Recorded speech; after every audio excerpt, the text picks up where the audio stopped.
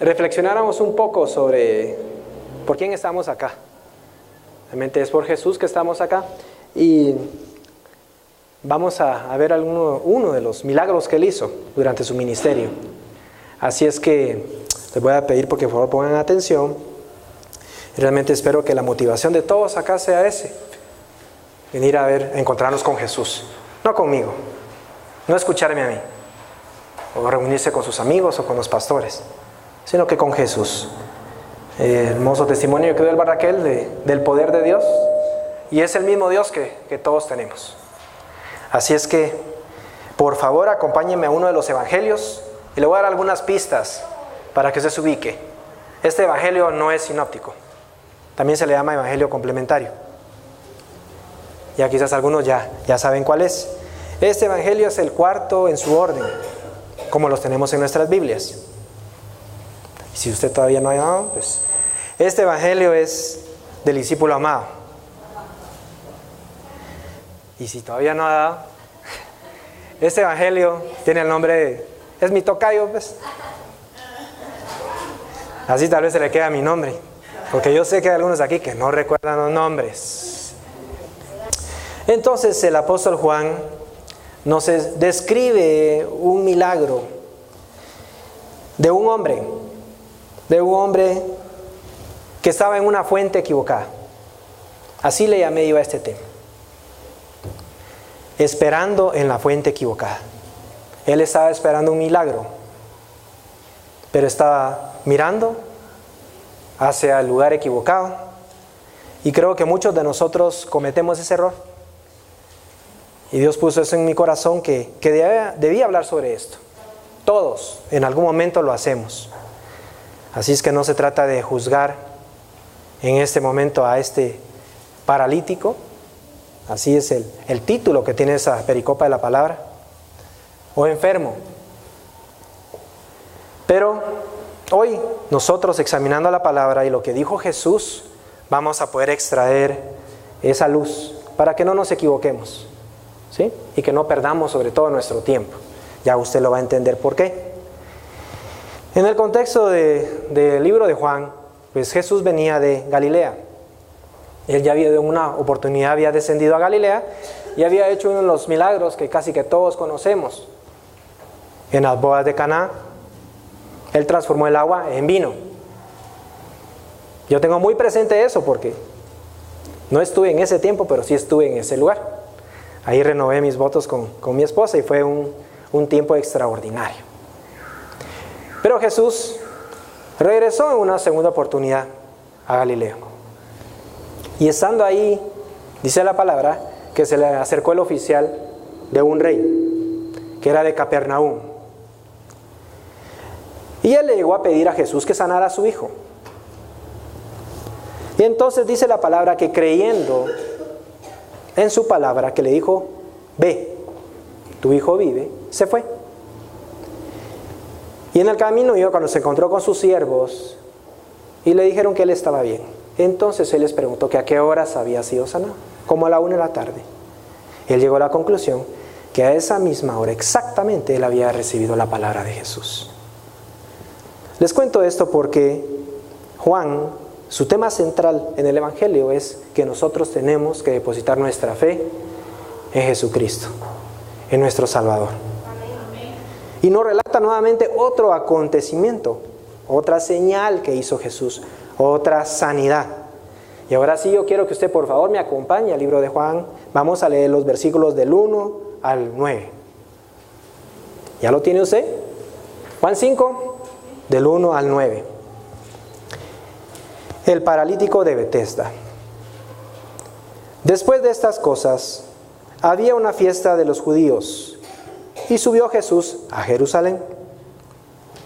Y hay en Jerusalén, cerca de la puerta de las ovejas, un estanque, llamado en hebreo Betesda, el cual tiene 5 pórticos. Los pórticos son techos, lugares techados sostenidos por columnas. Tenía 5 pórticos. Y en estos pórticos yacía una multitud de enfermos, ciegos, cojos y paralíticos, que esperaban el movimiento del agua. Luego en el 4, porque un ángel descendía de tiempo en tiempo al estanque y agitaba el agua. Y el que primero descendía al estanque después del movimiento del agua, quedaba sano de cualquier enfermedad que tuviese. Y había ahí un hombre que hacía ¿cuánto? 38 años que estaba enfermo. Cuando Jesús lo vio acostado y supo que llevaba ya mucho tiempo así, le dijo: ¿quieres ser sano? Señor, le respondió el enfermo, no tengo quien me meta en el estanque cuando se agita el agua. Y entre tanto que yo voy, otro desciende antes que yo. Entonces Jesús le dijo: levántate, toma tu lecho y anda. Oremos, por favor. Gracias, Padre, te damos por tu palabra. Te pido, Señor, que no sea yo, sino que sea tu Espíritu, Señor, el que dirija este mensaje. Un mensaje poderoso que pueda cambiar y renovar nuestro entendimiento, Señor. Gracias por la luz de tu palabra. Y gracias por tu pueblo que hoy está acá, Señor, que es buena tierra. En el nombre de Jesús. Amén. Bueno, entonces, como podemos apreciar, en este lugar muy, pero muy concurrido, hay una multitud, dice la palabra. Y tenían algo en común. ¿Y qué era lo que tenían en común? Esta gente no estaba sana. Era gente enferma, ¿sí? La Biblia no especifica qué tipo de enfermedades. Pero lo más seguro es que las que hoy en día conocemos también. Había gente quizás con tumores, con cáncer, con tantas enfermedades que son limitantes, ¿verdad? Pero también dice que habían ciegos, que habían cojos y que habían paralíticos. Y quizás también habían de aquellos que no solamente tienen enfermedades en el cuerpo, sino que también en el alma.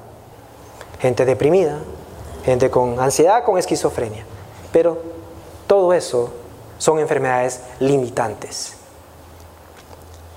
Y esta gente estaba en este lugar porque quería una solución. Quería resolver su problema. Quería salir de esa situación. Por eso estaban ahí. Pero ¿por qué estaban ahí específicamente? Analizando el contexto, podremos ver que a la gente enferma o a la gente con este tipo de limitaciones no le era permitido estar en el templo. Y algunos eruditos dicen que posiblemente este lugar, como estaba cerca de la puerta de las ovejas del templo, por eso es que estaban reunidos en ese lugar. Para el pueblo judío el templo es algo muy, muy importante. Es el lugar donde ellos pueden tener contacto con Dios, ¿sí? Pero en este lugar solo es un privilegio reservado para la gente sana, no para la enferma. Pero ustedes saben que los nombres que están en la Biblia tienen muchos significados, ¿sí? ¿Y qué significa Betesda? Así se llamaba el estanque. Betesda significa casa de la bondad. Otros dicen que es casa de la misericordia. Y otros consideran que en los manuscritos originales la palabra que se usa es Betzata, no Betesda. ¿Y qué significa casa de los olivos? Pero que creo que cada uno de esos nombres refleja lo que sucedió en ese lugar. Porque Jesús es la raíz del olivo. Y en ese lugar Él mostró su misericordia, su bondad, haciendo un milagro extraordinario. ¿Sí? Entonces sí nos dicen algo los nombres, ¿sí o no? Pero ¿qué uso se le da a ese estanque? ¿Qué hacía la gente ahí en el estanque? También hay controversia al respecto, ¿sí? Algunos opinan que ese lugar era utilizado para el sacrificio de los animales y por eso tenía ese color rojizo el agua. Otros dicen que no, que ese era como un santuario. Las aguas en ese tiempo eran consideradas en algunos lugares santos y por eso tenían propiedades medicinales, propiedades curativas. Y de ahí porque habían tantos y tantos enfermos, ¿sí? También en ese tiempo obviamente el agua era un recurso muy pero muy importante, muy valioso. Entonces hay diferentes perspectivas al respecto, pero enfocarnos en el agua de Betesda es perdernos del sentido de esta historia, es equivocarnos de la fuente. No es el agua de Betesda lo importante. Lo importante en esa historia es lo que sucedió, quién llegó a ese lugar. El mismo que lo tiene a usted hoy acá.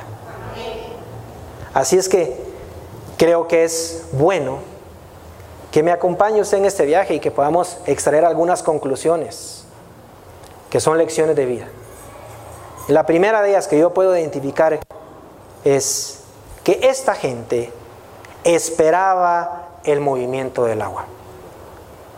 En el 3 que leímos decía que había muchos enfermos, cojos, ciegos, paralíticos, y estos esperaban el movimiento del agua. Bueno, la Biblia menciona esto en la mitad del versículo 3 y el versículo 4. Y también hay controversia, ahí le comento. Algunas Biblias y algunos comentarios bíblicos dicen que esto es una interpolación. Es un segmento que se le agregó, ¿sí? Del que obviamente hizo la traducción. Porque quizás conocía el contexto cultural, entonces lo agregó para que la gente lo entendiera mejor. Pero el sentido no cambia. Porque en el versículo 7 dice claramente por qué estaba ahí el paralítico. Y ese sí está en los originales. Así que no se confunda. Lo digo para aclarar algunas situaciones, porque aquellos que investigan mucho puede ser que se hagan esa pregunta, como yo me la hago. Pero lo que sí es cierto es que en ese tiempo esas aguas eran consideradas que tenían propiedades curativas, ¿sí? Algunos justifican que tal vez el movimiento del agua era porque habían corrientes intermitentes y que por eso el agua burbujeaba de vez en cuando. No era realmente que descendiera un ángel, sino que eso era lo que sucedía.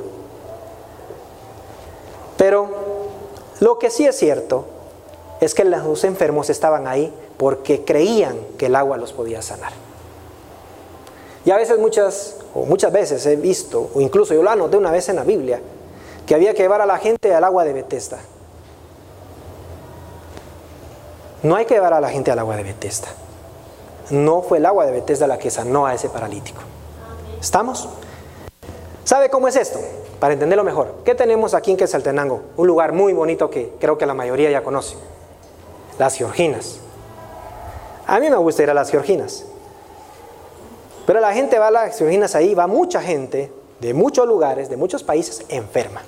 Ahí van y los van llevando, ¿sí? ¿Por qué? Porque la gente cree que ahí se van a sanar. Ahí la gente viene y se mete al agua porque cree que el agua les va a quitar el reumatismo, o la artritis, o cualquier otra enfermedad. Otros llegan al extremo que se toman un poco de esa agua ustedes. Yo al menos me iría cerquita de la montaña, ¿verdad? No al final. Pero se toman el agua porque creen que puede curar hasta las enfermedades gastrointestinales, gastritis, qué sé yo. ¿Sí? Otros se echan de esa agua en los ojos para curarse la conjuntivitis quizás, para cambiar el color de ojos. Yo me puse y se me pusieron verdes. O sea. Otros quizás llevan a la suegra y la meten ahí para que se aleje de sus vías. No sé si funciona. Conmigo eso sí no funcionó. Así es que esas aguas termales que es un santuario. Ya no es un balneario. Es un santuario. Igual que en ese tiempo.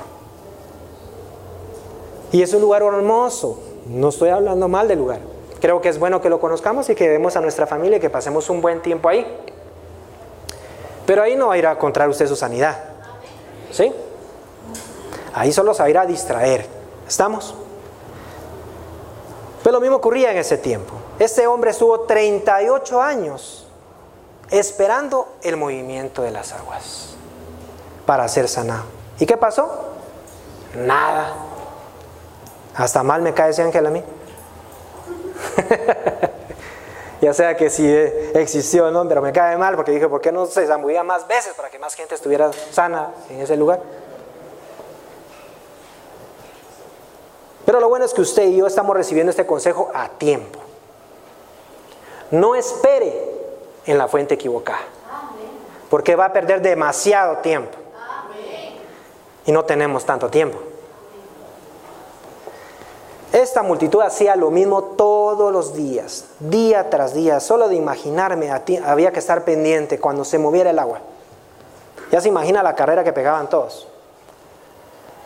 Y se metían al agua y se empapaban. Y luego, no me sané. Le tocó a otro quizás. Y así sucesivamente. Y de tiempo en tiempo, tampoco dice cada cuánto, uno dice que una vez al año, no lo dice la Escritura. No se sabe. Pero 38 años y él no fue sanado.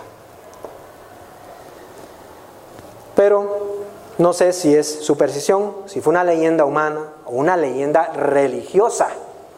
Pero esa fuente no sanaba a nadie. ¿Qué pasa hoy en día? Hoy en día mucha gente hace lo mismo. Pone su mirada en la fuente equivocada.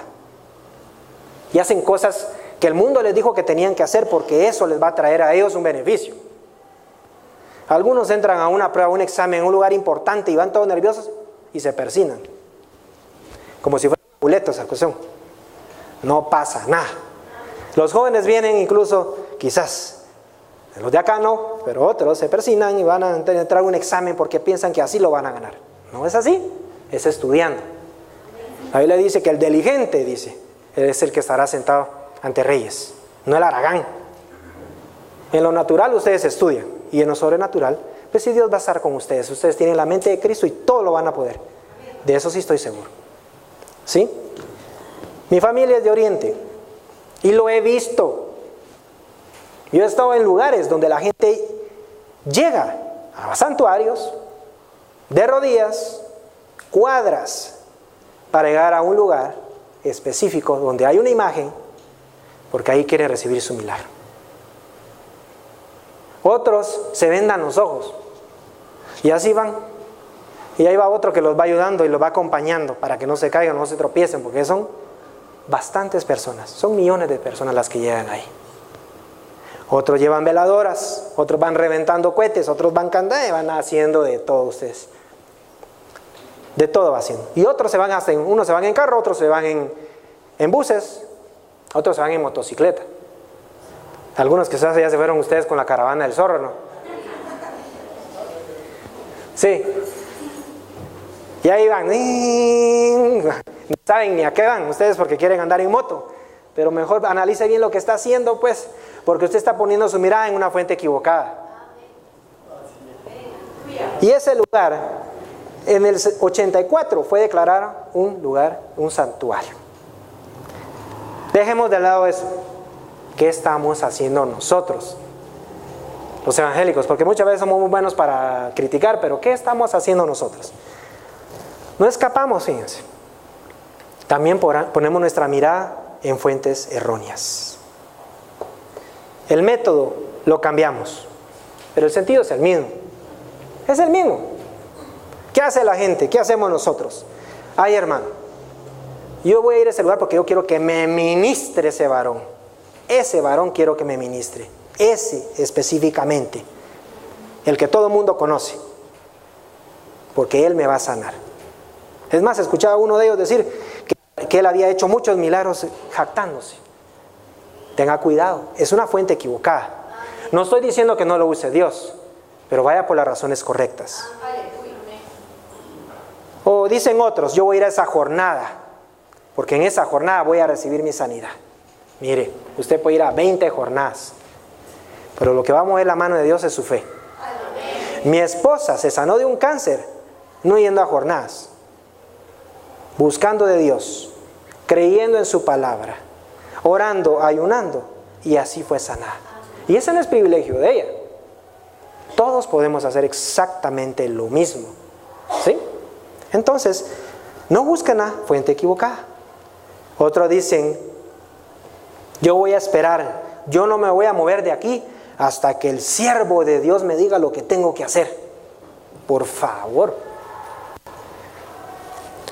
Se lo digo también por experiencia propia. Deje de estar creyendo fábulas humanas, porque por estar buscando al hombre le van a contar un rollo que lo va a confundir, lo va a atormentar, le va a hacer perder mucho tiempo de su vida, mucho dinero también, para aquellos que les pesa, les duele el dinero. Porque a mí me dieron una fábula humana que casi me dijeron que no me viniera para acá. Y aquí estoy, porque decidí creerle a Dios. No quise creer en esa fuente equivocada, sino le creí a Dios. Así es que estar pendiente del movimiento de las aguas es también poner nuestra mirada en las circunstancias y no en Dios. Diga conmigo, por favor, iglesia, porque decía, hagamos buenas confesiones. Yo no espero en las circunstancias, sino espero en Dios. Amén. La Escritura dice esto, que este hombre estuvo 38 años. Wow, qué cantidad más grande, casi la mitad de la vida de cualquier ser humano. Si lo más fuerte vivimos 80 años, aunque yo espero vivir el triple, pues unos 120, ¿verdad? No sé si usted, pero quiero vivir bastante. Pero fueron 38 años. Los números también nos hablan en la palabra. ¿Cuántos lo creen así? Por eso es que hay que examinarlo todo. Hace unas semanas hablamos sobre la travesía del pueblo de Israel, ¿sí o no? Y les estaba hablando sobre no acomodarnos. El pueblo de Israel salió de Egipto por la mano poderosa de Dios y se detuvieron en el monte Sinaí, ahí acamparon. Durante 2 años estuvieron ahí, recibieron los mandamientos en unas tablas y las leyes, todas las leyes que regían las cuestiones sociales, las cosas de los sacrificios, de las ofrendas, de los actos violentos, de todo lo que regulaba al pueblo. Pero luego Dios les dice, salgan de acá, y se van a ir ya a la tierra de Canaán. En 11 días estaban ahí. Es decir, que en 2 años ellos estaban en la frontera sur de la tierra de Canaán. Estaban listos para conquistar. ¿Y qué pasó? Mandaron a sus espías y toda la gente le creyó a aquellos 10 que se fijaron en las circunstancias, en la fuente equivocada. No pusieron mirada en Dios, en la fuente correcta y en sus promesas, sino que le creyeron a esos que les contaron cómo eran las circunstancias, gigantes que los iban a tragar. ¿Y qué pasó? Dice la Biblia que Dios los condenó a vagar por el desierto otros 38 años. ¿Casualidad? No es. Este número nos está hablando de que si usted pone su mirada en una fuente equivocada, usted va a perder muchísimo tiempo y quizás nunca va a alcanzar lo que anda buscando. ¿Sí? Así que usted decide. Como dirían los gringos, para mí el tiempo es money, dicen ellos, ¿verdad? Para mí el tiempo es vida y yo no pienso desperdiciar tiempo de mi vida viendo hacia otros lugares. Tengo que apuntar hacia Jesús y le recomiendo también lo mismo, pero usted decide. Eso es lo primero. 2, Jesús viene y le dice, y le pregunta, mejor dicho, ¿quieres ser sano? Dice que lo vio acostado y supo que llevaba mucho tiempo. Entonces le preguntó, ¿quieres ser sano? Wow, una enfermedad durante tanto tiempo seguramente necesitaba un milagro extraordinario. Cualquiera hubiera perdido ya la esperanza, ¿sí? Y tarde o temprano una enfermedad de tanto tiempo te postra, te mantiene acostado. Este hombre estaba acostado, estaba tirado en el suelo, ¿sí? Lo que me llama la atención es que este hombre habló con Jesús, pero no reconoció que enfrente de él estaba el que le podía dar la solución a su problema. Le dice Jesús, ¿quieres ser sano? Analizando esta pregunta, muchos de nosotros asociamos ser sanos con la cuestión física, ¿sí o no? Casi siempre decimos, yo soy sano porque físicamente estoy bien, porque no tengo ningún dolor, porque no tengo fiebre, porque estoy completo, yo estoy sano. Y eso no es estar sano. Es una parte, pero no todo. La OMS, la Organización Mundial de la Salud, define la salud o ser sano como el estado completo de bienestar físico, mental y social. No solamente en el área física, sino que también en el alma, ¿verdad? Porque la mente, ¿dónde está? En el alma. Y social, porque si usted no está bien ni físicamente, ni mentalmente, socialmente tampoco. Usted no puede relacionarse con los demás. No es que esté loco, pero está lleno de resentimiento, está lleno de enojo, está lleno de odio. No hay amor en usted. Entonces no se puede relacionar.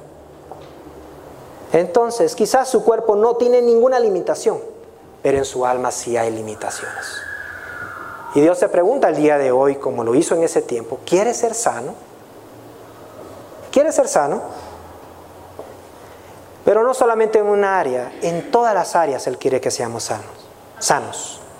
¿Quieres ser sano en las finanzas? ¿Quieres ser sano del resentimiento? ¿Quieres ser sano del odio? ¿O quieres ser sano de la culpa? ¿Sí? No sé, póngale usted un nombre o un sustantivo a esta pregunta, lo que usted esté pasando. Pero Dios desea eso. Pero fíjense que la OMS también se queda corta. Esta definición no está completa. Bajo la perspectiva de la palabra, hay otra área en la cual nosotros no estamos sanos y tenemos que sanarla. Este viernes nos visitaron unos amigos y estuvimos conversando. Mi esposa les daba testimonio a ellos sobre los milagros que Dios había hecho en nuestras vidas, en mis hijos, en mi esposa, y cómo esos milagros habían servido para que mis hijos afianzaran su fe, para que creyeran en la fuente correcta, en Dios. Pero luego dijo mi esposa, pero el único que no se ha enfermado es Juan Carlos, gracias a Dios. Y yo por dentro decía, sí, gracias a Dios. Pero luego me inquietó el comentario porque dije, wow, ¿cómo respondería yo si hubiera estado en una situación así, verdad? Estaba agradecido, obviamente, no es que estuviera deseando estar enfermo porque estaría loco. Pero me preguntaba, ¿y cómo hubiera reaccionado yo? Luego, meditando yo en la palabra y hablando con Dios, Dios me hizo sentir que yo no estaba sano. Tú no estás sano. ¿Pero en qué no estoy sano yo? Padre, si yo tengo de todo, yo estoy bien, tengo una bonita familia, tengo un trabajo, estoy bien, no puedo pedir nada más y te estoy sirviendo. Yo estoy sano, yo estoy bien. Estás enfermo, tienes dañada tu fe. Puchica, Padre, entonces yo me traté de justificar, ¿va? Porque ya conociendo esa escritura decía, pero ¿y qué fe tenía ese cuate? Si ni siquiera te reconoció. Y yo sí te reconocí en mi corazón. Yo te di mi vida, te estoy sirviendo. Yo sí tengo fe. Pero mi fe no estaba sana. No estaba sana. Yo criticando al incrédulo y tratando de defenderme a mí mismo y protegiéndome. Pero luego Dios me hizo sentir que yo era un escogido de Dios. Y los escogidos de Dios vivimos por fe, no por vista. Y en muchas ocasiones mi fe no está sana. Porque a veces pongo mi mirada en las circunstancias. Y empiezo a quejarme. Y puedo dudar. Y usted ahorita, oh, el pastor, Dios mío, el pastor. Soy humano, igual que usted. Y a veces me decepcionan muchas cosas. Y mejor ni las digo. Porque algunos están... Pero mi fe no está sana. Necesita ser sanada. Así es que después dije, mejor calladito me veo más bonito. Mejor ya no hablo porque tonterías estoy diciendo. Pero luego examiné las escrituras y encontré que Pablo le decía a un colaborador, a Tito, en Tito 1:13, le decía, este testimonio es verdadero. Le estaba hablando que reprendiera al pueblo de una doctrina que no estaba sana, que les llamara la atención. Repréndelos duramente, no suavecito, duramente, para que sean sanos en la fe. Usted necesita sanar su fe. Este sábado estaba orando yo, y cuando oro siempre oro por todas las necesidades de la iglesia. Y no me gusta saber todo, pero lastimosamente muchas cosas las sé. Y cuando oraba decía, Padre, pero ¿por qué tantos problemas? ¿Por qué tanta enfermedad? ¿Por qué escasez? Porque tu pueblo no tiene sana su fe. No tienen sana su fe. Porque aún siguen poniendo su mirada en otras cosas, en la fuente equivocada. Pregúntese a sí mismo usted si aún sigue viendo las circunstancias. Porque si las sigue viendo, usted tiene una fe enferma. ¿Sí? Así es que ¿Cuántos saben que tienen una fe que necesita ser sanada? ¿Verdad que sí? Todos, ¿verdad?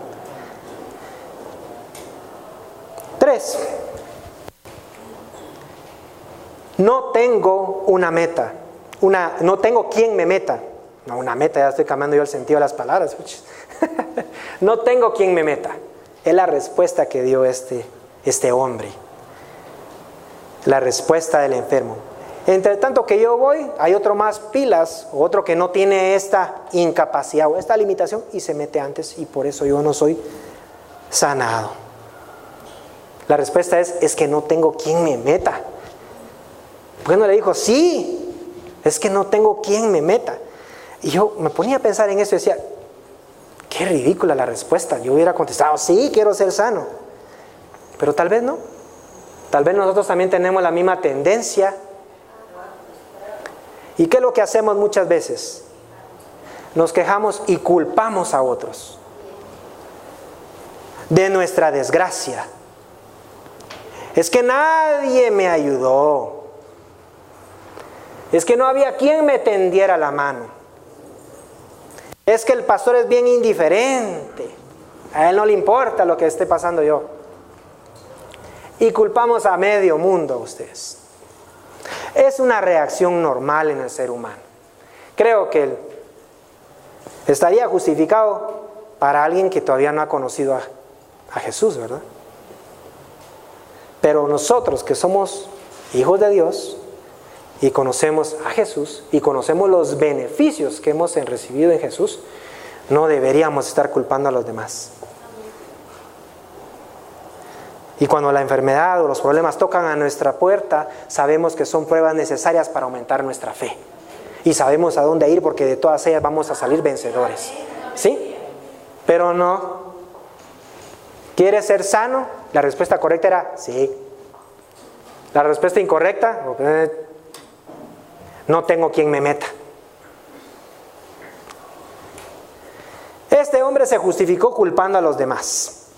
Culpando a las circunstancias. Muchas veces nosotros también hacemos lo mismo. ¿Sí? Es que es culpa, dicen los jóvenes, del profesor. Ese profesor no me lleva bien a mí. No me traga, yo no sé ni qué he hecho, pero no me traga. ¿Sí? O peor aún, es que vos sos la culpa de mi desgracia, le dicen. Es culpa del gobierno, dice la gente también. Tal vez sí, en parte. O como diría, o como dijo, es culpa de la mujer que me diste. O algunos dicen también, es que yo tomo porque tuve un mal ejemplo. Pero hay mucha gente que ha tenido mal ejemplo y toma sabias decisiones. Mire, hace tiempo escuché una reflexión y me llamó mucho la atención sobre un artista muy conocido, un actor. Y él tuvo una discusión con una amiga. Y la discusión era que ella defendía el punto de vista que había que culpar. Y él decía, no importaba quién tuviera la culpa. Lo importante era asumir la responsabilidad. ¿Cómo así? Bueno, yo concuerdo más con él, obviamente, pues. Pero él decía, mucha gente culpa las circunstancias. Es que es culpa de mi papá que es alcohólico, porque él maltrataba a mi mamá. Él nos maltrataba a nosotros. Eso es culpar. Pero la culpa no arregla nada, ¿o sí? ¿Cambia las circunstancias? No, ¿verdad? Mejor asuma su responsabilidad. Yo voy a hacer sanar mi mente de esas cosas y voy a perdonar. Yo no voy a hacer las mismas cosas. Eso es asumir la responsabilidad. ¿Sí? En el matrimonio muchas veces pues hay engaño en el matrimonio. Y usted puede decir, es que es la culpa de mi esposo que me haya engañado. Y pasa masticando el dolor, el odio, el rencor.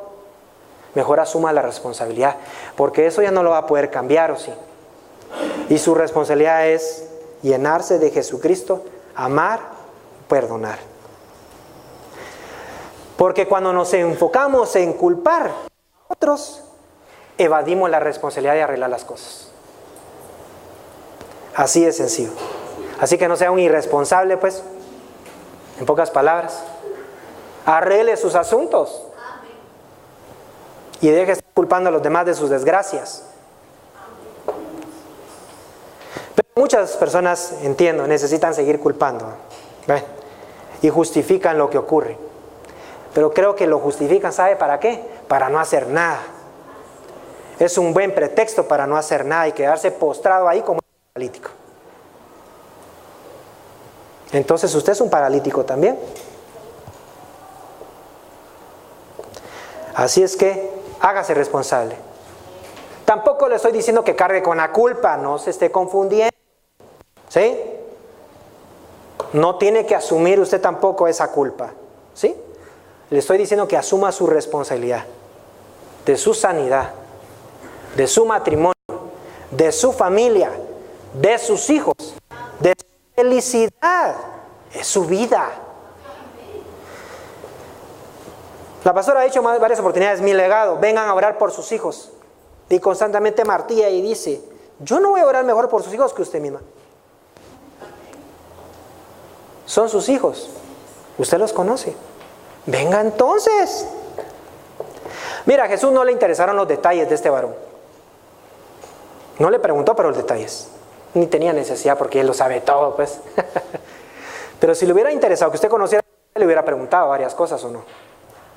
¿Qué le contesta Jesús al paralítico? Le dice, levántate, toma tu lecho y anda. Es lo mismo que te dice hoy el Señor. Levántate, remanente, toma tu lecho y camina. Camina creyendo en las promesas, camina creyendo que Dios está contigo. Camina creyendo en el amor, en la misericordia, en el perdón, en el poder de Dios, en la autoridad de Dios que ya tienes. Pero levántate, toma tu lecho y camina. No te quedes ahí postrado. Es demasiado tiempo. Ya está enllagado estás. Y ya no diga más, es que no tengo quien me meta. Ya no culpe a nadie más. Hágase cargo mejor. Y le aseguro que le va a ir mejor. Dios va a estar con usted. Así como estuvo con este varón. Así es que culpar no resuelve nada. No cambia el pasado. No cambia lo sucedido. Entiende que en la medida que asumamos nuestra responsabilidad y caminemos por fe y creamos en la palabra de Dios, porque fue una palabra la que le dio Jesús a este hombre. Levántate, toma tu lecho y camina. De igual manera Dios te ha hablado a tu corazón. Levántate ya. Así es que diga conmigo, otra buena confesión. Yo me levanto. Tomo mi lecho y camino. Porque Jesús ya me dio la victoria. Ya me la dio. Y última reflexión. Para aquellos que les preocupa el tiempo, esto es importante. 4. Que tu fe te sane, pero que también te mantenga santo. Dice en el 14. Después le halló Jesús en el templo y le dijo, mira, has sido sanado, no peques más, para que no te venga alguna cosa peor. A este hombre se le hizo conforme a su fe, igual que a usted. Pero en el contexto, los judíos creían que la enfermedad y el pecado estaban relacionados. Había una relación de causa y efecto. Toda enfermedad tenía origen en el pecado. ¿Sí? Y también pensaban ellos de que tenían un dicho, mejor dicho, que decía que en la medida que la enfermedad le abandonaba eran perdonados sus pecados. Entonces quizás Jesús, conociendo ese contexto y conociendo lo que estaba pensando este varón, dijo, mejor me la adelanto. Porque no vaya a ser que este vaya a pensar que porque ya lo sané, no tiene necesidad de arrepentirse y seguir pecando. Y muchos de ustedes han recibido milagros de Dios. Y creen que porque lo recibieron, ahora tienen licencia para pecar. Pero Jesús te dice, cuidado, No vaya a ser que te venga algo peor. Y lo peor no va a ser en tu cuerpo quizás. Seguramente que no va a ser eso. Va a ser en tu alma. Porque el alma que pecare, dice la palabra, ciertamente esa morirá. Pero me llama la atención que también ese hombre salió de ahí, de ese lugar, y no se fue a su casa, no se fue con sus amigos, se fue al templo, dice. Y en el templo lo encontró Jesús. Yo no sé qué vas a hacer tú, pero mucha gente acostumbra recibir de Dios y luego se va del templo, abandona el templo. Le decía hoy a los que están recibiendo la academia, pero en el remanente se va a caracterizar por gente fiel, que no abandona el templo. El templo es la presencia de Dios en nuestras vidas. Así es que, por favor, Dios te está hablando hoy. No toda enfermedad tiene origen en el pecado. Aclaro eso también.